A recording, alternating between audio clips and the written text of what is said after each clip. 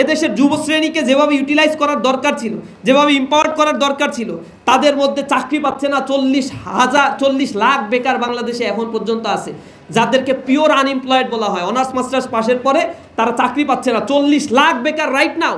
কিন্তু আমরা যদি আরও একটু হিসাব করি, যেটাকে ডিসগাইজ আনএমপ্লয়েড বলে, ছদ্মবেশী বেকারত্ব, আপনার চাকরি করার ক্যাপাসিটি আছে 20,000 টাকার, আপনাকে এ দেশ চাকরি দিচ্ছে 12,000 টাকা হায়ার করছে, আপনি বাধ্য হচ্ছেন চাকরি নাই তাই আপনার ক্যাপাসিটিকে ডাউন করে আপনি 12,000 টাকার চাকরি করতে। ওই যে 8,000 টাকা আপনি অতিরিক্ত পাওয়ার কথা, কিন্তু এই সোসাইটি আপনাকে বঞ্চিত করছে, এটাকে বলা হয় ডিসগাইজ আনএমপ্লয়েড। ছদ্মবেশী বেকারত্ব সৃষ্টি করে রাখছে, অর্থাৎ প্রত্যাশা অনুযায়ী প্রাপ্তি হচ্ছে না, দক্ষতা অনুযায়ী তাদেরকে সেটেলমেন্ট করা সম্ভব হচ্ছে না। আমার দেশ থেকে বিদেশে 1,55,00,000 মানুষ ডায়াসপোরা হয়ে আসে, তাদের অধিকাংশই আবার যায় হচ্ছে গাড়ি মোছার জন্য, তারা অধিকাংশ যাচ্ছে মানুষের ঘর মোছার জন্য। অথচ এদেরকে যদি ট্রেন আপ দিয়ে আমরা বিদেশে পাঠাতে পারতাম, বাংলাদেশের অর্থনীতির সবচেয়ে বড় আয়ের ক্ষেত্র এইটা আরও বেশি বড় আয়ের ক্ষেত্রে পরিণত হতো।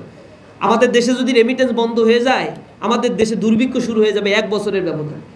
শেখ হাসিনার সময় ফ্যাসিবাদী আমলে যখন তারা হচ্ছে ওই যে মানে হত্যাকাণ্ড শুরু করলো, তখন বিদেশের ভাইয়েরা হচ্ছে রেমিটেন্স পাঠানো বন্ধ করে দিল 2 সপ্তাহ।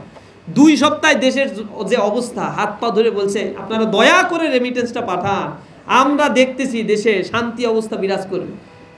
এটা কেন বলছে? কারণ জানে রেমিটেন্স বন্ধ হয়ে গেলে আর কিছু চলবে না।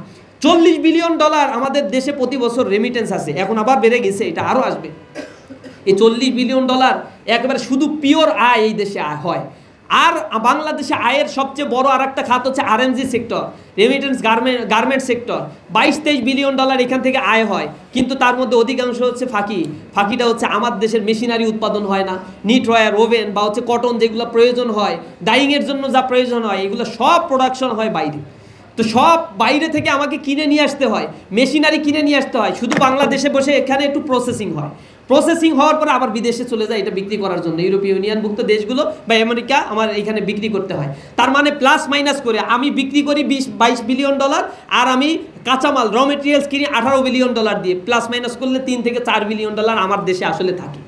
এটা কি আসলেই খুব মিজারেবল কোনো অ্যামাউন্ট না? বাংলাদেশের অর্থনীতিকে করাপ্টেড করে রাখা হয়েছে, শুধু একটা ক্ষেত্রেই শুধুমাত্র ইনভেস্টমেন্ট করে অর্থনীতিকে ফুলিয়ে ফাঁপিয়ে বড় করে দেখানো হচ্ছে। অথচ এদেশে পর্যটন খাতকে অনেক বড় একটা খাতে পরিণত করা সম্ভব ছিল। বাংলাদেশের সবচেয়ে বড় পর্যটন এরিয়া বাংলাদেশে যেটি রয়েছে 155 কিলোমিটারের বিশাল লংয়ের সি পিচ, যা পৃথিবীর কোথাও নাই। এটাকে যদি ইউটিলাইজ করা সম্ভব হতো, এটাকে যদি সরকারিকরণ করা যেত, ন্যাশনালাইজেশন করে এটাকে যদি ইন্টারন্যাশনাল মানের একটা পর্যটন হাব তৈরি করা যেত, তাহলে এই জায়গায় যেভাবে রেমিটেন্স এইখানে যেভাবে আয় করা সম্ভব ছিল পর্যটন খাতে, অকল্পনীয়।